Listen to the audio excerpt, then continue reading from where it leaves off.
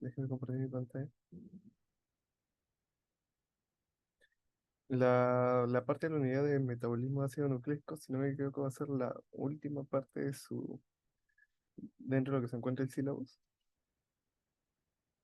A ver, vamos a ver, parte de presentación. Se puede ver, ¿no?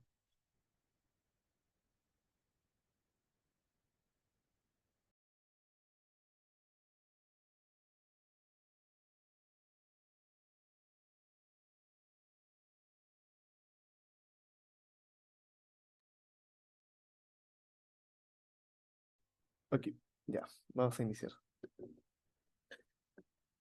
Primero, esto va a ser muy parecido a lo que ya han visto, de repente a nivel pre. Ya, vamos a ver. Primero vamos a ver los niveles de estructura dentro de lo que son los ácidos nucleicos, ¿no? Las bases nitrogenadas, que en este caso vamos a tener las purinas y a las pirimidinas, que en sí se van a repetir lo que vienen a ser los ciclos. Si ven acá en el ciclo de la purina, van a tener dos ciclos de carbono, y en el caso de las pirimidinas, uno. Así que si se les presenta la estructura, la forma de reconocer es solo por la cantidad de ciclos, ¿no?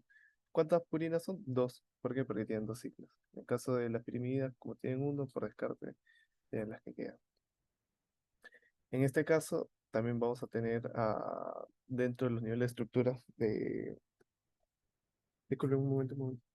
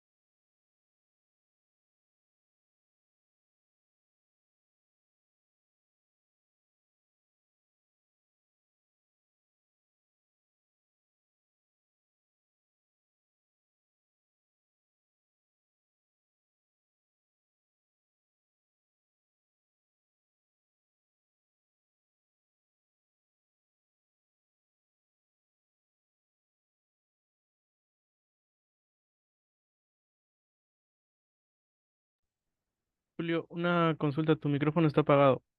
Ay, disculpen, disculpen. Y ya, ahora sí.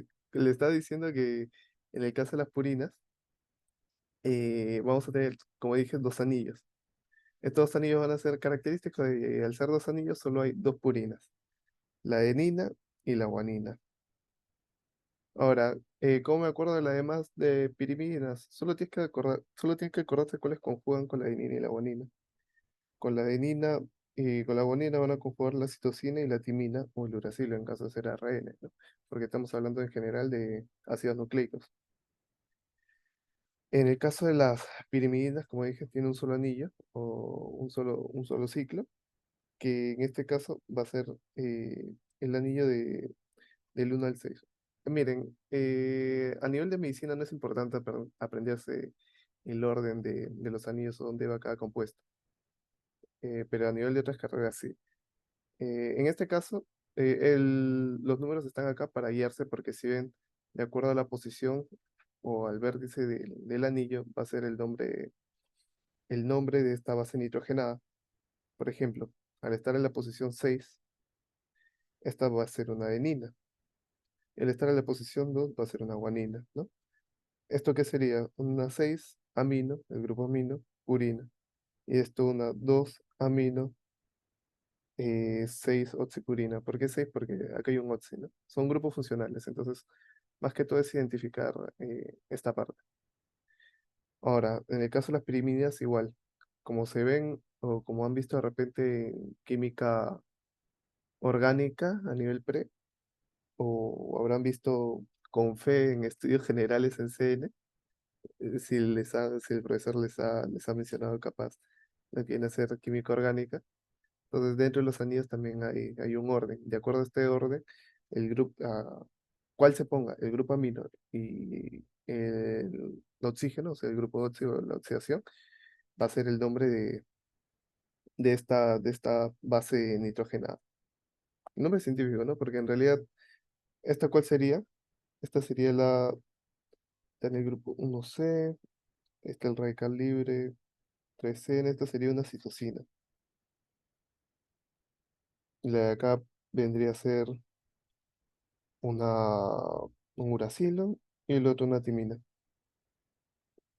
¿Cómo diferencio el uracilo de la timina? Por este grupo nada más.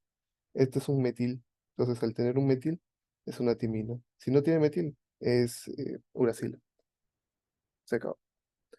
Ahora, como dije, de la base nitrogenada, lo único que tienen que recordar es, para no confundirse tanto con los anillos y los órdenes, purinas, adenina, guanina, dos anillos. Pirimidinas, todas tienen un anillo. ¿Cuáles son? Las que le complementan a las purinas. Se aprenden una y por conjugación ya tienen las otras. Nada más. Después, ¿qué le sigue? La ribosa y la desoxirribosa, que son azúcares pentosas. Dentro de la ribosa y la desoxirribosa vamos a tener al azúcar del ARN. ¿Cuál va a ser? La desoxirribosa. No, la ribosa, la D-ribosa y la del ADN, que va a ser la desoxirribosa. Acá tenemos las formas estructurales de ambas. Y el grupo funcional hidroxilo, o el OH, que va a tener en este caso la desoxirribosa a un nivel menos. Por lo mismo, de ahí su nombre también, de ahí su nombre de desoxirribosa.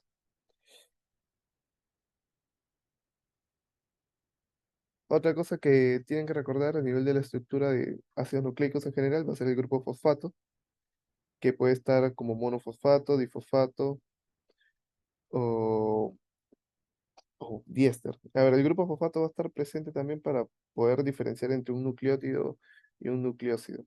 Ahora, ¿por qué? Porque, ¿qué es el nucleósido en sí? Es el compuesto que va a tener la base nitrogenada, como vimos, la purina o la pirimidina, más el azúcar pentosa, nada más. Acá no interviene el grupo fosfato todavía. Y el nucleótido vendría a ser ya el nucleósido unido con el fosfato. Ahora, podemos tener nucleótido de primer, segundo y tercer tipo, ¿no? Esto de acuerdo al número de fosfato que tiene, pero en general un nucleótido completo vendría a tener, o vendría a ser un trifosfato, o el ATP. Ah, de acá sale el ATP. Adenosin, adenosin, trifosfato. Ahora, lo que vamos a tener en los polinucleótidos vendría a ser, si tenemos la cadena del ADN, como muestra acá, acá tenemos el cromosoma. Lo desenrollamos, desarrollamos, desarrollamos, desarrollamos. Tenemos la cromatina ahí enrollada con las histonas. Desenrollamos, desarrollamos, desarrollamos, desarrollamos. Y tenemos el ADN de doble cadena o doble hélice. El ADN de doble hélice libre. Entonces, ¿cuál vendría a ser los polinucleótidos? ¿La unión horizontal o las filas? Vendrían a ser las columnas, las cintas. Estas cintas son las uniones entre los azúcares, que vendrían a dar una secuencia de lo que viene a ser una cadena de nucleótidos. Entonces, la cadena de nucleótidos 5' 3' se van a ir a través de sus azúcares. Y ahora, a ver, hay dos.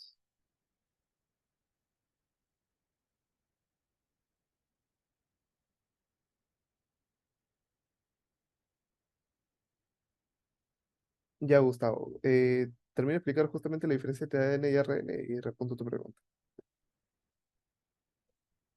Listo. En lo que viene a ser el ADN y el ARN, justamente acá está, en este gráfico está bien explicado, bien resumido. Vamos a tener, como se dijo, dos diferencias. Primero que la cadena del ADN, hay que recordar, al estar presente en células eucariotas, ambas van a estar presentes en células eucariotas y procariotas, ¿no? Pero siempre vamos a recordar ADN como una forma ordenada, algo más sistematizado. Entonces, el ADN se une por puente de hidrógeno, igual que el ARN, pero en este caso el ARN no va a seguir un orden tan específico, porque en este caso no van a haber dos hebras que van a formar un doble enlace, una doble hélice, sino va a haber una hebra que va a enrollarse en sí misma. Dentro de esta hebra también van a haber ciertos ejes.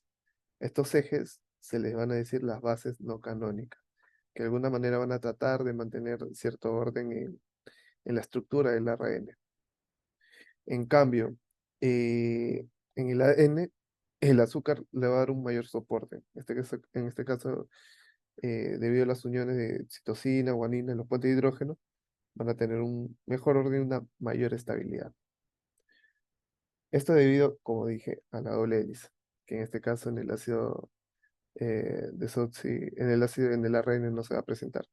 Ambas van a tener el soporte de los azúcares, pero lo que va a cambiar en sí a nivel de estructura y lo que le van a preguntar va a ser la timina y el uracilo, que es algo que no se pueden equivocar a estos niveles o a estas alturas, ¿ok? O cuando lleven incluso el tema, les van a repetir bastante lo de la timina y el uracilo.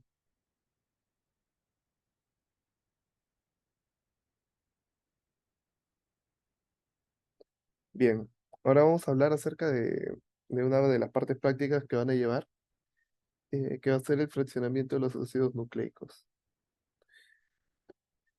Posiblemente lleven la técnica de Söderblüting, que se puede hacer en laboratorio, no sé si lo van a llevar así o teórico, pero en este caso va a servir para ver o para hacer pruebas, ¿no? De ADN, en este caso si son iguales o son distintas.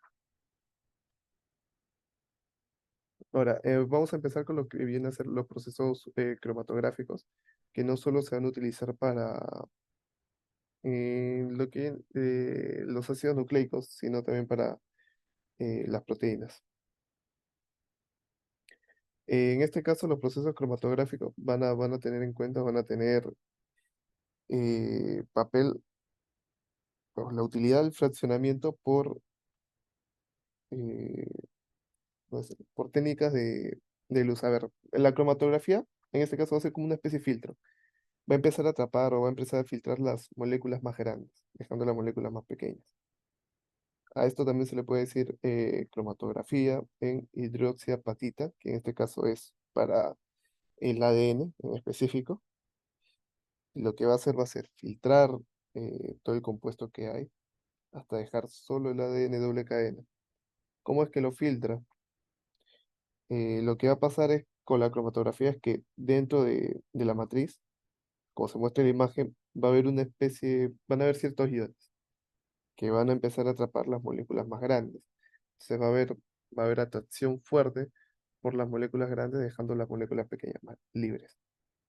En este caso, el ADN va a poder aislarse de forma rápida por un lisado celular, ¿no? Y en este caso se podría lavar la columna de este tampón, porque esto funciona como un tampón,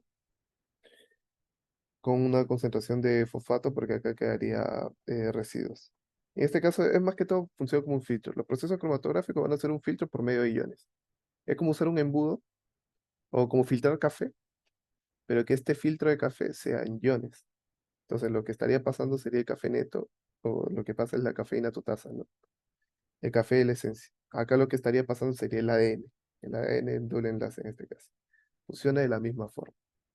Ahora tenemos otro procedimiento, que son los procedimientos electroforéticos, que tal vez lo han escuchado en física, si no me equivoco. Física puede ser, en física lo pueden haber escuchado, la electroforesis, que en este caso los ácidos nucleicos van a separarse por también cromatografía, pero en gel.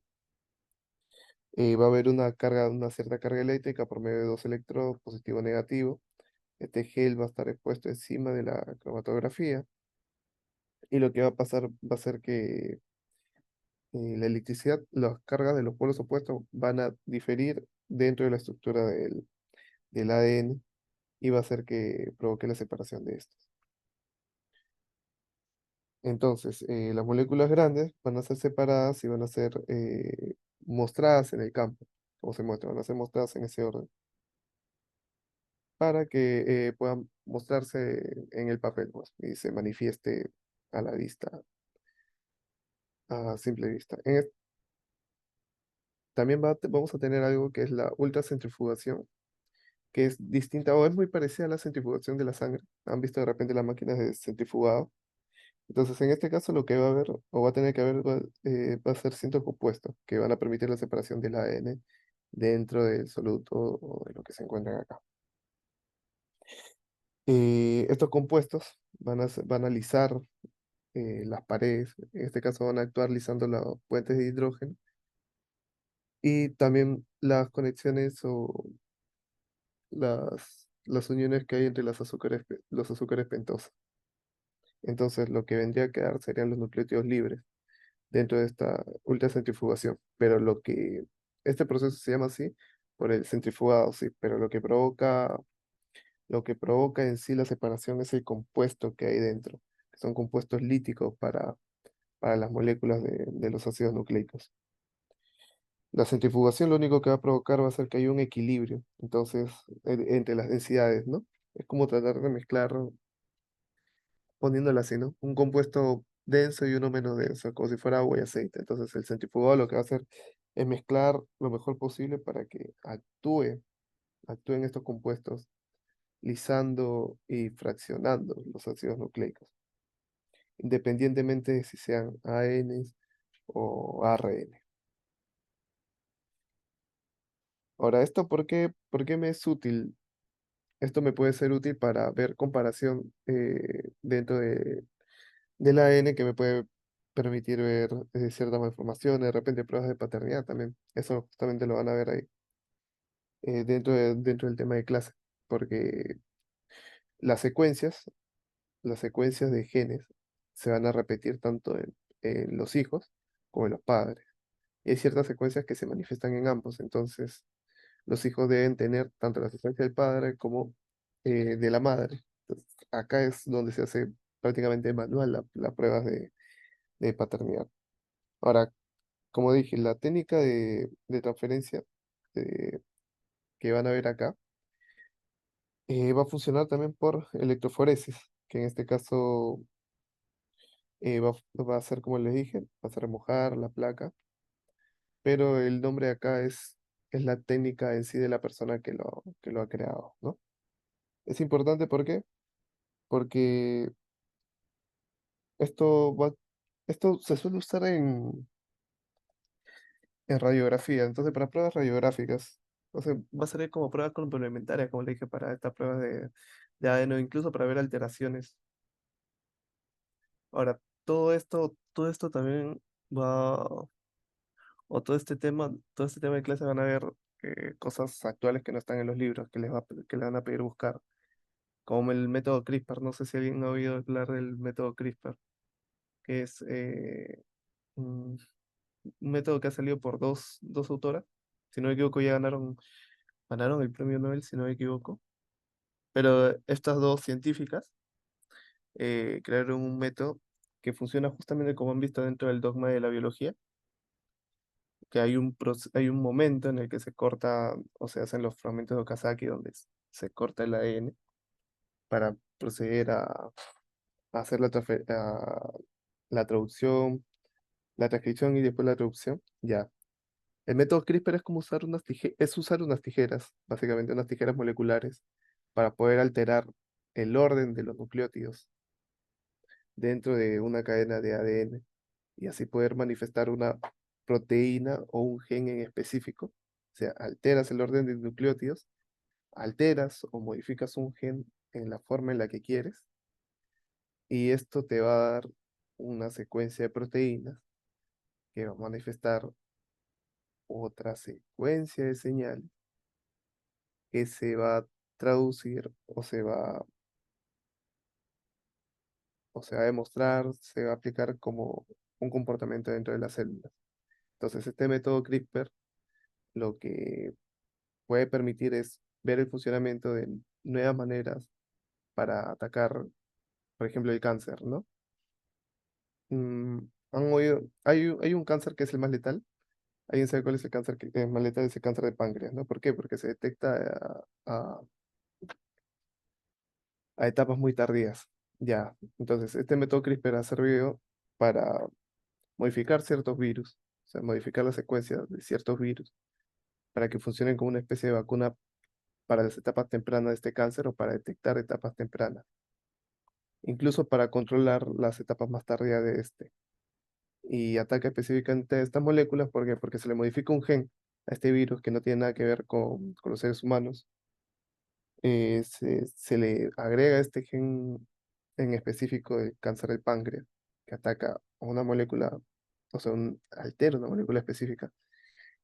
Y esta secuenciación solo atacaría, en teoría, a células cancerígenas. Ahora, después, para ver, no, a ver, ya, para ver tu pregunta, Gustavo, vamos a, vamos a ver otra vez lo de los azúcares. Ya.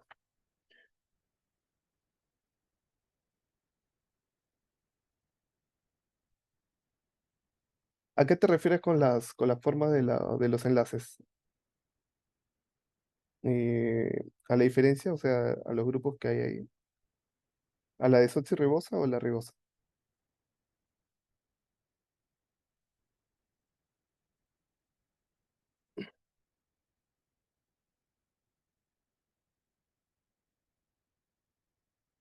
Ah, ya, ya.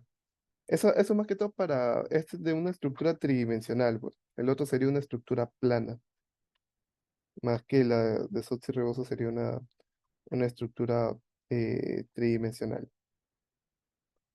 Ahorita creo que tengo una imagen acá para explicarlo de mejor manera. A ver,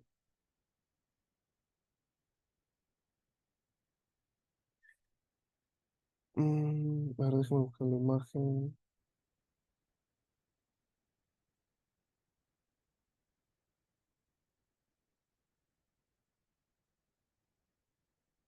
Ya. Tu. Ya no encuentro la imagen. No encuentro la imagen. Es que, a ver, los rayitos más que todo significan que varían. A diferencia de la ribosa, ponte que la ribosa es una molécula de azúcar plana, que ahí saca. La desoxirribosa, que está dentro del ADN, va a tener una estructura alfa y delta, ¿no? En este caso, eh, si no me equivoco, el bracito significa que va a estar girando, o sea, que va a estar alterando de posición, alternando de posición. Al igual que el otro bracito, el que está debajo en el grupo H, que en ambos se va a presentar, pero en la desoxirribosa va a estar alterando o va a estar alternando las posiciones. Porque recordemos que las moléculas no son estructuras planas, sino hay ciertas moléculas que tienen diferente posición, que en este caso la desoxirribosa va a cambiar debido a debido a que tiene que buscar el equilibrio para la cadena.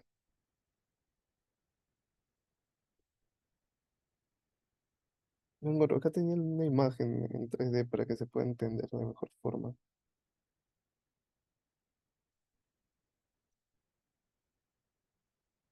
Pero en todo caso, lo importante acá es la posición del carbono. Los brazos significa que están. ¿Cómo explicártelo? Ya, piensa que es como si fuera una marcha. Ahí está. Esta es una persona. La ribosa es una persona que está quieta, está parada, los brazos arriba y los brazos abajo. El círculo es la cabecita, ¿ok? La desoxirribosa tiene un brazo arriba, el otro al frente y la pierna atrás. O sea, no están en la misma línea, no están en el mismo plano o en el mismo eje. Ahí está. El círculo, el oxígeno es la cabeza. A eso se refiere. O sea, están en diferentes ángulos, diferentes ejes. A eso se refiere. Ok, ok. Listo. De nada, Gustavo.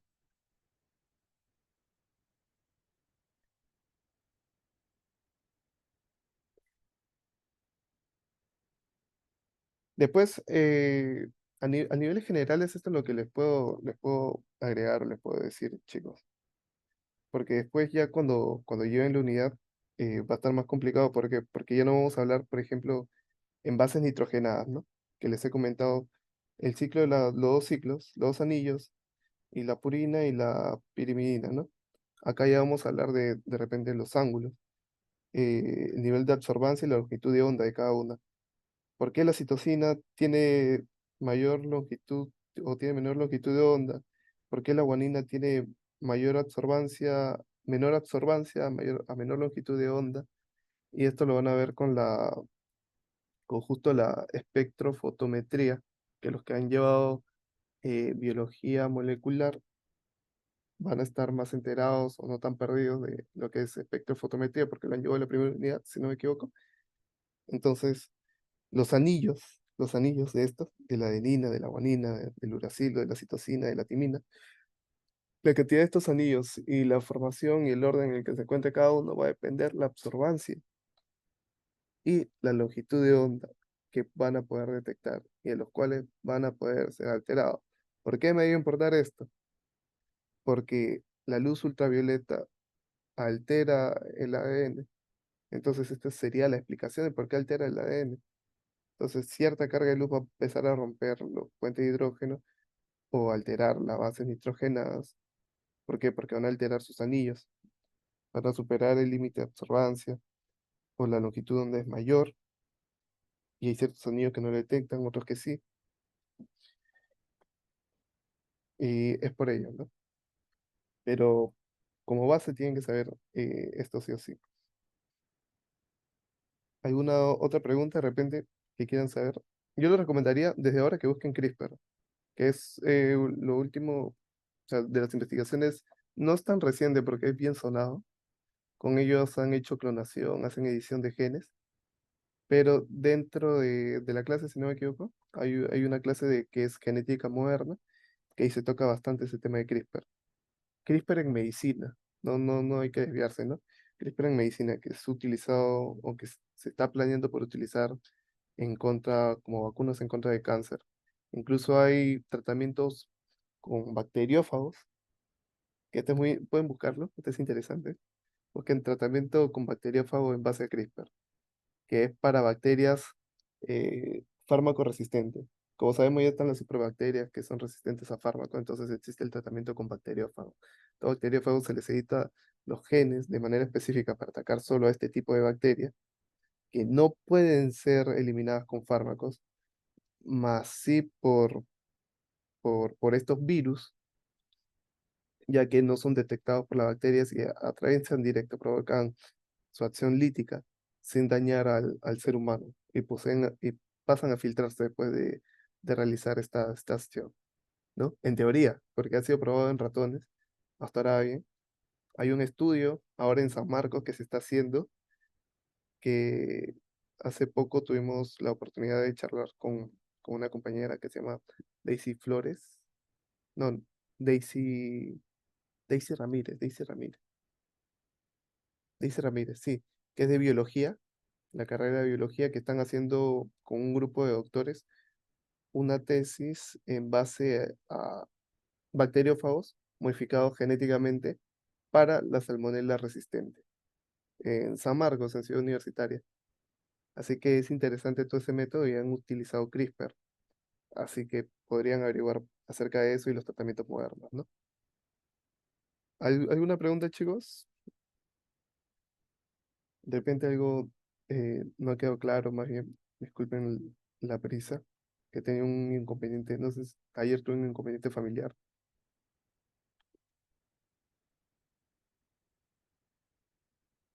Cualquier pregunta, incluso si no está en la diapositiva, pueden preguntar, chicos.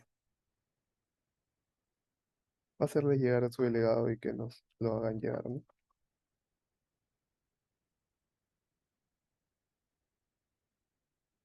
O delegado. Nada, chicos, están vivos, están, no están, Todo claro, Tulio. ya listo. Muchas gracias. Cuídense, chicos, disfruten su día y medio que les queda y espero que empiece bien el lunes. Muchas gracias, Tulio.